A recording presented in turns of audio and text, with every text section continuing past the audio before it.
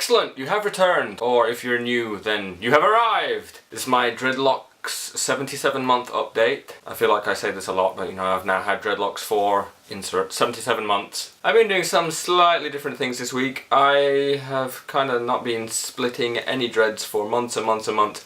And then I did the video where I split some dreads, and that's the only time that I've really thought about it. And the other day I was kind of going through and realised I probably need to separate a few. And then that turned into I probably need to separate a lot. So I've been doing a lot of separating this month. You probably won't be able to tell because you know, it's just stuff at the root, but some have gone a little bit too far to split and some I had to work on for a few days to get down because I realised that maybe I'm going to end up with kind of dreads that are a little bit too thick for what I wanted. So if I go around now, these are going to stay stuck together. This one I want to separate off because it's a thin one, and I think it's nice to actually still have one thin one left, but I've been pulling that away from there.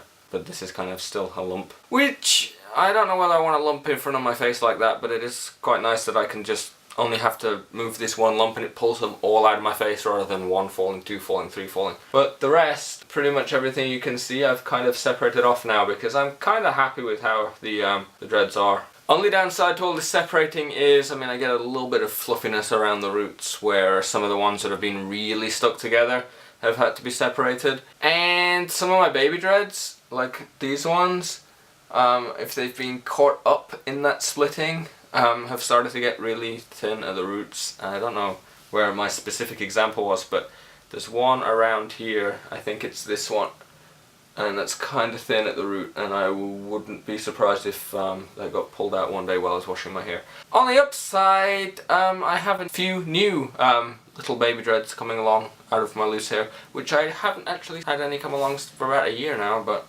some new baby ones come along.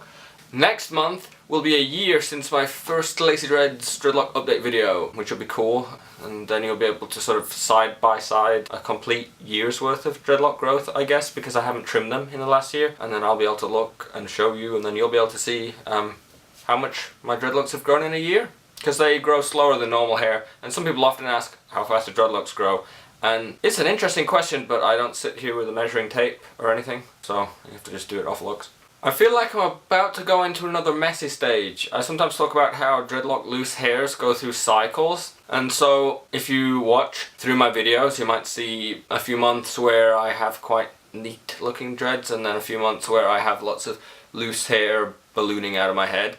I mean, this little patch here comes and goes a bit in front of my face. But the actual cycle is something that I've mentioned, and I haven't created a full video on it yet, but it's basically this idea that I have that you get loose hair and loose hair and loose hair to a certain point, and then once it's long enough and you have enough of it, it all turns into little baby dreads and then it's no longer loose hair. And then slowly over a period of time that loose hair comes back and comes back and comes back, and then you have to wait for it to turn into new loose dreads. And I feel like I'm about to enter a messy phase. I've had a few months of the dreads actually looking pretty good, but I saw a reflection of myself the other day where I got some bits that were annoying me. This, maybe.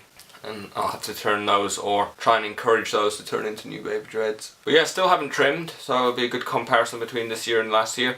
And I probably won't be trimming anytime soon because we're going into winter now, and I only normally trim when they're getting really heavy and too warm for me in summer, but in winter it's quite nice to have longer dreads and more insulation. They're still not long enough for what I proposed. I wish they were long enough to make a scarf out of. That would have been awesome. Visually, a difference is I started putting things in my hair. I don't normally put anything in my hair, but this has kind of left me at a disadvantage in that I don't really know a whole lot about dreadlock beads and accessories, really. And beads and accessories are kind of a big deal for a lot of people getting dreads. I know a lot of people, one of the main motivations for them getting dreads is to make them look pretty and put things in them.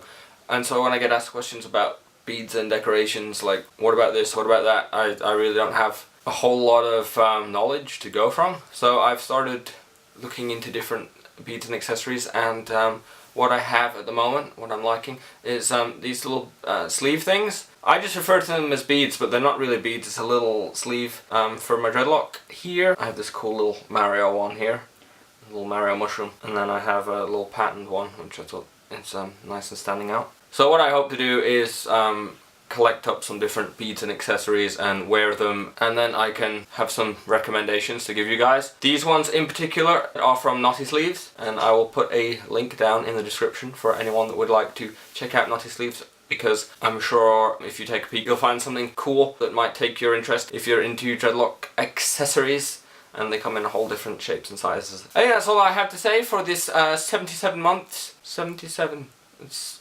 quite a long time.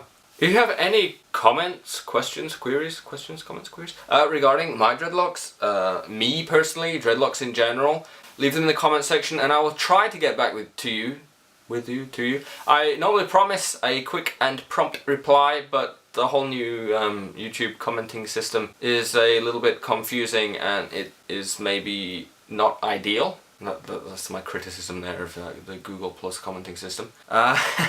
But you can leave your comments here or on Facebook on the wall, which is www.facebook.com/lazydreads. I'll definitely reply to things there. Or you can tweet me at twitter.com/lazy_dreads. I have been your host, Chris, and this has been Lazy Dreads Blog. Thank you for watching. Farewell.